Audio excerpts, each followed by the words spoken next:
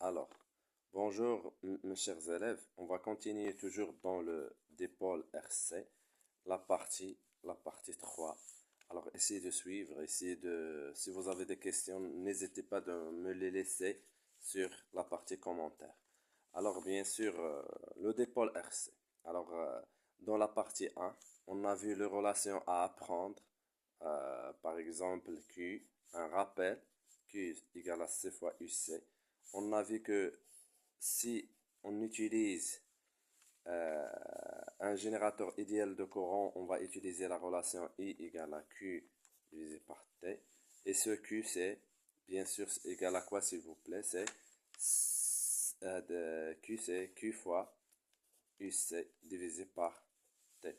Et bien sûr, si on utilise un générateur de force, de tension, de force électromotrice E, donc on va écrire I égale à dQ divisé par dt. Et on a déjà vu que c'est DUC divisé par dt. Voilà les relations. On a vu, s'il vous plaît, l'association des deux condensateurs.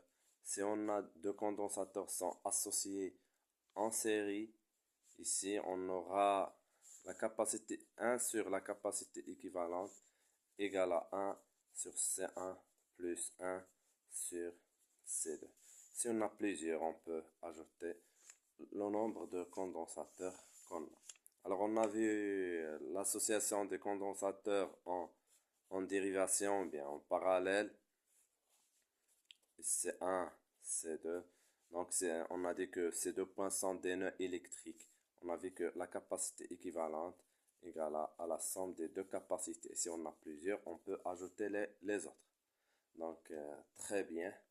Donc, l'objectif de cette association, c'est diminuer la capacité et appliquer une tension grande. Alors ici, c'est augmenter la capacité. C'est diminuer la capacité, augmenter la capacité. On a vu la loi d'Ohm, UR égale à R fois I, c'est-à-dire R dQ divisé par dt, ou bien RC DUC divisé par dt. Alors ici, s'il vous plaît, l'énergie, on a vu encore l'énergie électrique stockée dans le condensateur, énergie électrique ou bien EC égale à 1 sur 2 C fois UC au carré. Alors bien sûr, maintenant on va voir c'est quoi un dipôle RC. Alors bien sûr, un dipôle RC, c'est une association en série d'un conducteur ohmique de résistance R et d'un condensateur de capacité C. Donc, il vaut mieux que vous écriviez la définition. C'est une association, c'est une association de, en série bien sûr, en série de quoi? D'un conducteur ohmique, c'est pas d'une résistance, hein, d'un conducteur ohmique de résistance, R et d'un condensateur de capacité C. N'hésitez pas s'il vous plaît d'écrire avec moi et de reprendre les chapitres et ainsi vous pouvez apprendre sans difficulté. Alors, bien sûr, on peut orienter le circuit électrique en représentant l'intensité, par exemple. Ici, I. Et voilà les deux tensions dans la convention récepteur. Ils ont deux sens opposés. I et U. Voilà la tension UR. Et voilà la tension UC. Alors, dans des exercices, vous pouvez trouver quels sont les branchements à faire. Quels sont les branchements à faire pour, pour faire quoi, s'il vous plaît, alors dites-moi, s'il vous plaît, c'est visualiser, pour visualiser, pour visualiser une tension électrique, une tension, une tension électrique. Alors, comment faire, s'il vous plaît? Alors, il faut faire attention. Il faut faire attention. La tension électrique, on va la représenter par un système informatique convenable ou bien sûr par un oscilloscope. Alors, quelle est la méthode à suivre? On représente la tension. Par exemple, on veut visualiser la tension au bord d'un condensateur. Voilà I par exemple, et voilà la tension UC. On doit représenter UC. Et ce flèche, on va représenter juste à côté l'entrée ou bien la voie, l'entrée Y, entrée. Et ici, on va représenter la masse. C'est comme ça. Ce que je viens de faire, c'est les branchements à réaliser pour visualiser une tension électrique. Alors, déjà très bien. Alors maintenant, on va travailler sur le circuit électrique. Le circuit électrique sur lequel on va travailler pour faire un dipôle RC ou bien pour travailler sur un dipôle RC au cours de la charge et au cours de la décharge. Alors voyons voir s'il vous plaît doucement. Voilà, bien sûr un échelon de tension. Comme vous voyez, on a deux échelons de tension. Un échelon de tension ascendant et un échelon de tension descendant. C'est-à-dire on va voir la charge et la décharge d'un condensateur. Normalement, voilà le circuit électrique qu'on va travailler sur. Un conducteur ohmique de résistance R, un condensateur de capacité C. Et voilà, et un interrupteur K à deux positions, la position 1 et la position 2. Alors ici, on va mettre un générateur idéal de tension. Voilà, de force électromotrice E. Ici, juste, on peut mettre des résistances ou bien juste des fils conducteurs. Alors ici, lorsqu'on va mettre, on va mettre K dans la position 1. K on bascule K à la position 1. On va voir un circuit de charge. C'est-à-dire quoi? On va travailler juste sur cette partie. Donc K, il va être basculé vers. Donc on va travailler. Voilà le circuit électrique. Ah, il faut savoir ça. Lorsqu'on bascule K vers cette position, voilà le circuit électrique sur lequel on va travailler. Résistance R, C, et voilà le circuit électrique. Alors, lorsqu'on bascule K à la position 2, quel est le circuit électrique qu'on va avoir? Le circuit électrique, c'est juste cette partie-là. Alors, il faut bien lire l'énoncé lors d'un exercice. Alors, je bascule K vers cette position. Donc, le circuit électrique sur lequel on va travailler, c'est juste ça. Donc, c'est un conducteur ohmique et le condensateur et bien sûr le fil conducteur. Alors, je dis bien, s'il vous plaît, le circuit électrique ici, c'est pour charger le condensateur. Pour charger, c'est un circuit de charge. Ici, c'est un circuit de décharge. Alors ici, la force électromotrice. Alors, bien sûr, la force électromotrice E, et impose le sens du courant.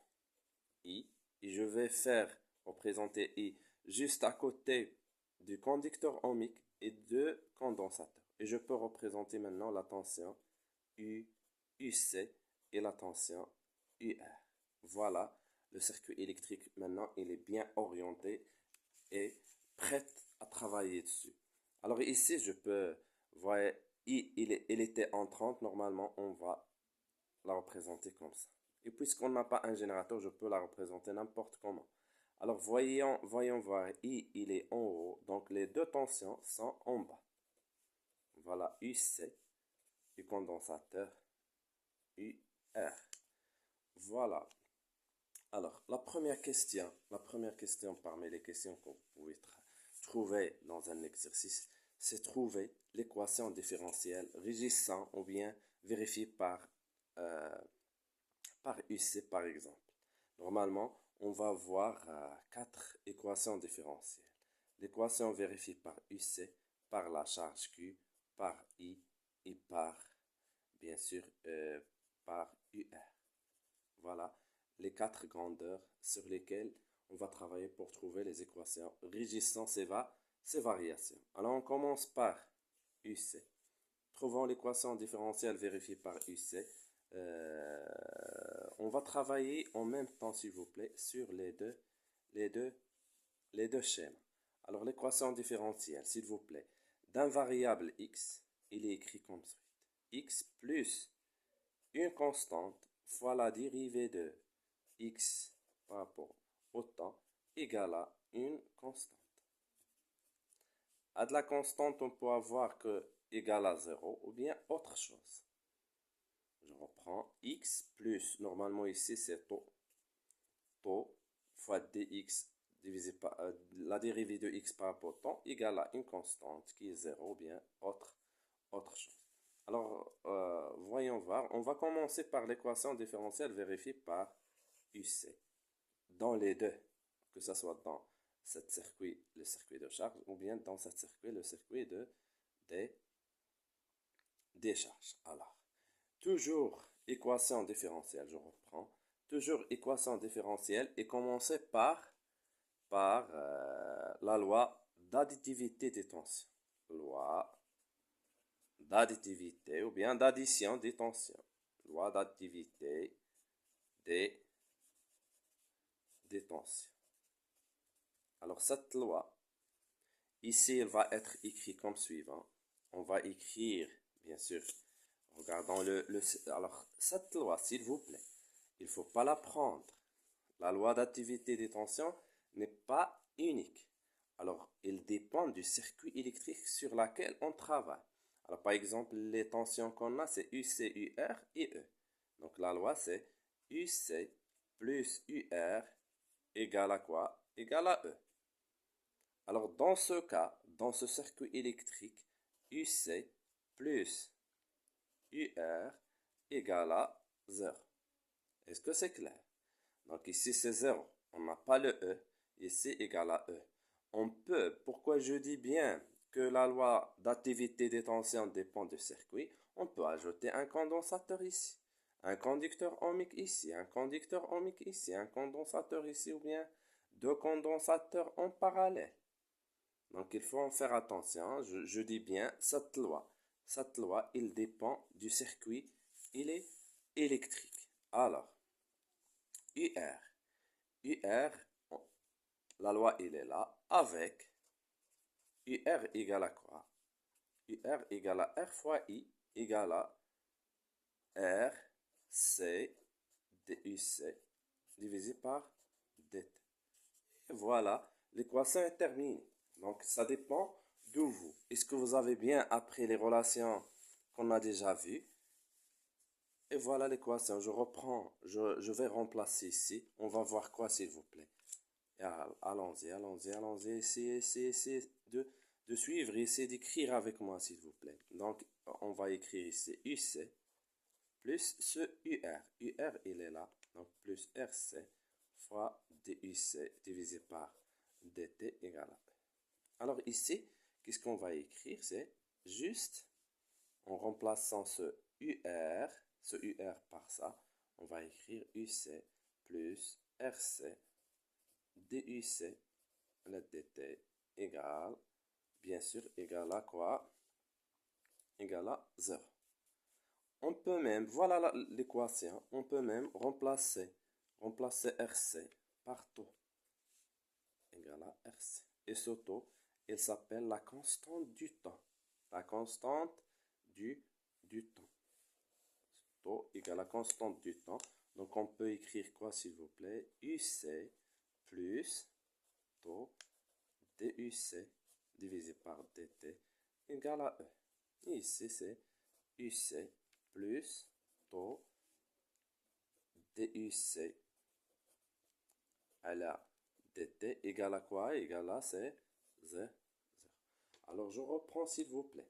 Alors, cette équation, l'équation égale à 0, c'est lors de la décharge. Ici, c'est au cours de la charge. N'hésitez pas, je reprends, je peux s'arrêter ici. Voilà l'équation différentielle. Ici, j'ai ajouté cette étape pour qu'on puisse apprendre l'auto d'un circuit électrique qui est égal à R fois C. On peut généraliser que taux égale à R total d'un circuit fois C équivalente.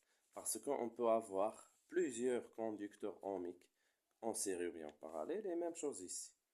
Donc, son unité est la seconde et sa dimension, on va la démontrer, la dimension d'auto, c'est un temps. C'est un temps T. Voilà la dimension de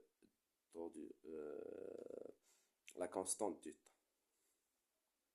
S'il vous plaît. Donc ici, on passe à l'équation différentielle vérifiée par Q. On va trouver maintenant l'équation différentielle.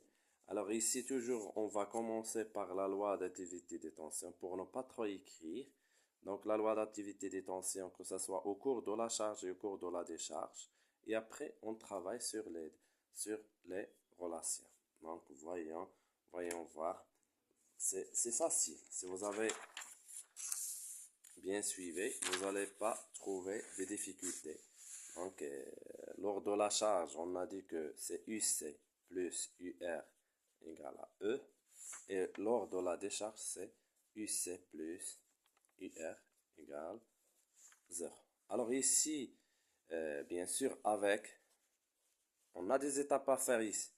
Normalement, on sait que Q égale à C fois UC. Alors ça va nous donner quoi? Donc UC, ce UC égale à quoi? Égale à Q divisé par C. Et bien sûr, on doit citer UR, toujours égal à R fois I, égale à quoi? R fois DQ divisé par DT. Et voilà, c'est terminé. On peut remplacer dans cette relation, ou bien cette relation de loi d'activité des tensions. Donc, on aura UC qui est égal à Q divisé par C, plus UR qui est égal à R dQ divisé par dt, égal à E.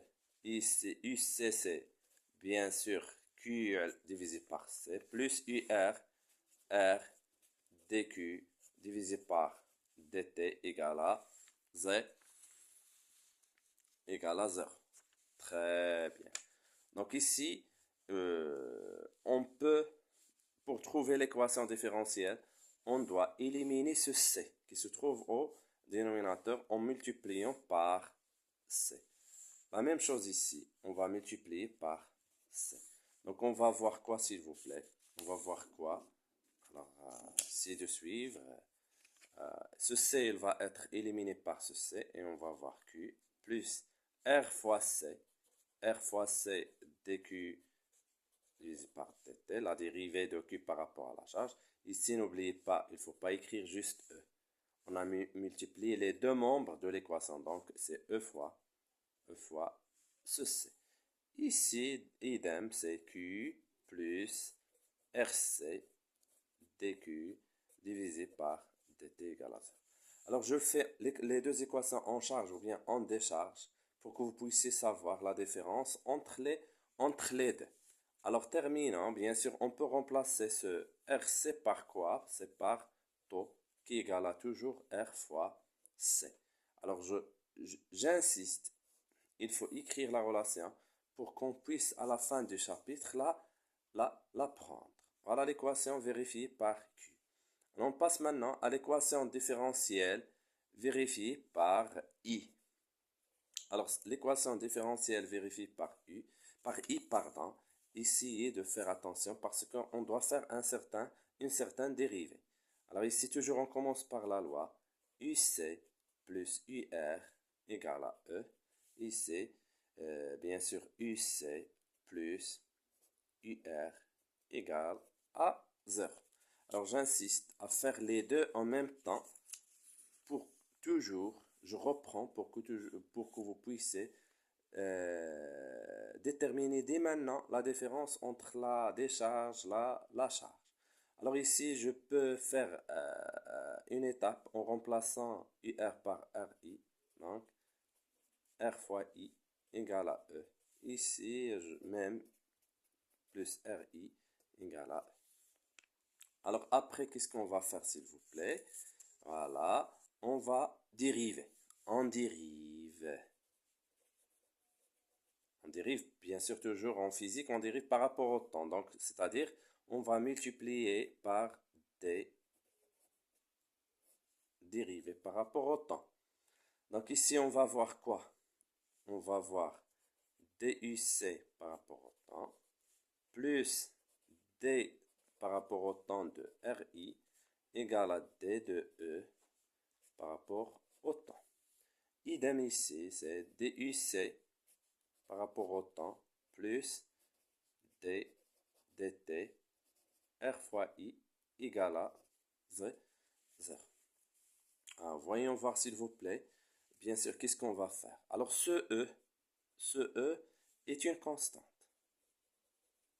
C'est une constante, c'est-à-dire 5, 6, 7, 1000, moins 2, n'importe quelle constante, quel nombre. Donc, la dérivée d'une constante égale à 0. Donc ici, je laisse DUC divisé par DT. Ici, je vais faire ce R à l'extérieur de la dérivée. Donc, on va voir R fois D de I par rapport au temps. Alors ici, bien sûr, idem, c'est DUC par rapport au temps. Ici, c'est décharge, charge. Plus, je vais faire ce R à l'extérieur. R fois DI divisé par DT. Alors, si vous suivez, ici la dérivée, s'il vous plaît. Ici la dérivée, qu'est-ce qu'on a fait? D par dt de RI égale à quoi? On a fait ce R vers l'extérieur pour avoir RDI par rapport au temps. Quand vous faites en maths, ce D sur dt en maths, c'est prime. Donc, AF prime égale à quoi? C'est A fois F prime. C'est comme ça. Ce R joue ici le rôle de A. R sort de la dérive. En continuant, donc après on va multiplier les deux par C. Les deux membres de l'équation par C. Même chose ici, A égale à 0, c'est fois C. Alors qu'est-ce qu'on va voir comme résultat final? C'est DUC dt plus RC DI par rapport au temps égale à 0. Idem ici, DUC par dt plus RC DI dt égale à 0 fois C, c'est 0, ici, c'est I. Et bien sûr, on a vu que C DUC par dt, c'est I, plus RC DI dt égale à 0, I, ce C DUC par dt, c'est I, plus RC DI par dt égale à quoi? Égale à 0. Alors, vous voyez ici, les deux équations sont identiques. Donc, bien sûr, toujours, ce RC, c'est taux. Taux égale à R fois C. Elle est appelée la constante du temps. Voilà l'équation différentielle vérifiée par I. Maintenant, on va chercher l'équation différentielle vérifiée par quoi, s'il vous plaît? C'est par l'équation différentielle vérifiée par UR.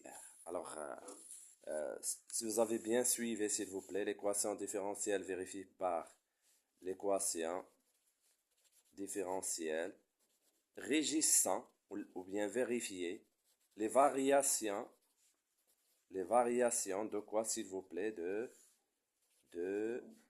UR. Alors, comment on va trouver l'équation vérifiée par UR? Alors, je vais écrire par phrase, s'il vous plaît. Alors, on refait les mêmes étapes. On refait les mêmes étapes que pour quoi? Que pour I. C'est-à-dire, les mêmes étapes qu'on a fait pour trouver l'équation différentielle vérifiée par I, jusqu'à l'arrivée à cette row. Alors, c'est-à-dire, on va faire les mêmes étapes pour trouver l'équation vérifiée par I. Et on a dit qu'ils sont identiques. Donc, voilà, on refait les mêmes étapes que pour I. Donc, c'est-à-dire, on a trouvé. Je reprends que c'est pour la charge et la décharge, c'est la même chose. C'est-à-dire, on a déjà trouvé la relation I, l'équation, plus RC fois DI sur DT égale à 0. Et après, qu'est-ce qu'on va faire? On va multiplier cette équation par R. Donc, on va voir ici, c'est R fois I plus, alors ce R, on va l'écrire juste à côté de I. Donc, plus RC fois D par DT de quoi? De I égale à 0 fois R. Alors, ici, ce R, il va être écrit à côté de I. Donc, R fois I, on sait que c'est UR. Plus RC DUR par DT égale à 0 fois R. Et voilà l'équation différentielle régissant les variations de U et R. Alors n'hésitez pas s'il vous plaît de reprendre la vidéo plusieurs fois. Essayez d'écrire avec moi pour que vous puissiez apprendre. Parce que le fait de reprendre ça et de l'écrire, vous pouvez avoir un certain bon résultat vers la fin. Surtout pour travailler votre national. Alors, dans la prochaine vidéo, on va voir comment on travaille avec la solution de l'équation d'effet différentiel. Alors, on va continuer dans la prochaine vidéo.